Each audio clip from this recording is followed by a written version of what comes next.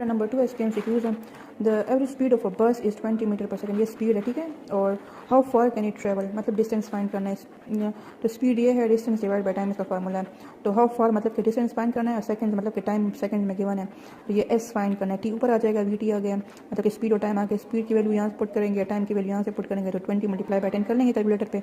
तो क्योंकि 10 है 20 है तो इससे 200 आ जाएगा, तो हमारे पास 200 मीटर आंसर आ जाएगा। ये वाला पहला option. A truck accelerate uniformly from 15 metre per second to 20 metre, मतलब कि ये पर सेकंड है, स्क्वायर नहीं है। तो ये हमारे पास वेलोसिटी हो गई।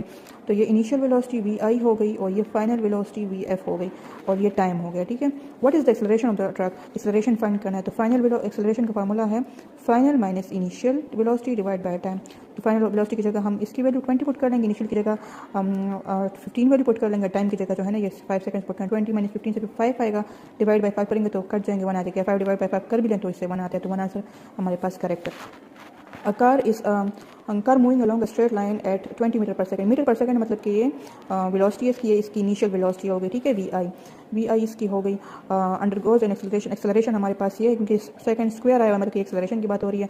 और आफ्टर 2 सेकंड मतलब कि टाइम ये है, इट स्पीड विल बी, तो फाइनल वेलोसिटी फाइंड करनी है। तो V F equal to V I plus 80, मतलब फर्स्ट इक्वेशन ऑफ मोशन हम यूज़ कर लेंगे। फाइनल वेलोसिटी फाइंड करनी, इनिशियल हमारे पास 20 थी, एक्सेलरेशन 4 है और टाइम 2 है, तो एक्सेलरेशन टाइम में इसकी वैल्यू पुट करने प्लस लिख लेते हैं। 4 2 आर 8 और 28 कर लेंगे तो 28 बन जाएगा। 28 आंसर देखते हैं, हाँ यहाँ पे मौजूद है तो हम कर लेते हैं। और bird begins to accelerate a constant 0.3 अब मीटर स्क्वायर आया, मतलब कि एक्सेलरेशन की बात हो रही है। फॉर 3 सेकंड मतलब ये टाइम है। इस चेंज इन वेलोसिटी फाइंड करने, तो मतलब एक्सेलरेशन का फार्मूला ये velocity divide by time. Velocity find करनी है, टाइम ऊपर चला जाएगा, टाइम ऊपर चला गया एक्सेलरेशन के साथ, तो ये दोनों मल्टीप्लाई हो जाएंगे। 0.3 और 3 दोनों मल्टीप्लाई हो जाएंगे तो हमारे पास 0.9 आ जाएगा, तो ये आ गया। A car is moving backwards at 5 metre per second. Backward मतलब कि ये -5 है, ठीक है। इनिशियल वेलोसिटी माइनस में आएगी। आफ्टर 10 सेकंड टाइम ये है of from acceleration the car is moving to forward, ये हमारे पास फाइनल वेलोसिटी हो गई। द एक्सेलरेशन इज, एक्सेलरेशन कितनी होगी, तो ये हमारे पास फार्मूला है V F minus V I divide by T. Acceleration का फाइनल वेलोसिटी 10 है, इनिशियल वेलोसिटी के साथ माइनस लगाएंगे क्योंकि यहाँ पे बैकवर्ड था, डिवाइड बाय 10, टाइम 10 है, तो माइनस माइनस से प्लस आ जाएगा, तो 10 + 5 15 और 10 डिवाइड हो जाएगा तो इससे 1.5 आता है, आ गया। The slope of distance time graph हमें देता है क्या, स्पीड।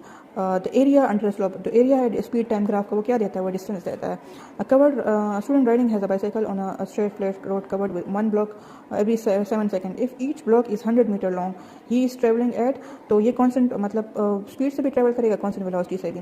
यू ड्रॉप, अच्छा आपने एक रॉक पहन का ना, और 4 मीटर जब उसने डिस्टेंस कवर किया तो आपने एक और रॉक पहन दिया, तो इनकी सेपरेशन में क्या होगा, इंक्रीज आएगी या डिक्रीज या स्टे सेम। तो इनकी सेपरेशन में इंक्रीज आएगी क्योंकि वो पहला वाला रॉक हमने पहले से फेंका था, तो उसकी तो वेलोसिटी पहले से बनी हुई थी, इसकी तो सेकंड रॉक की तरफ 0 से वेलोसिटी बनेगी ना, तो मतलब कि इनके डिस्टेंस में इंक्रीज आएगा।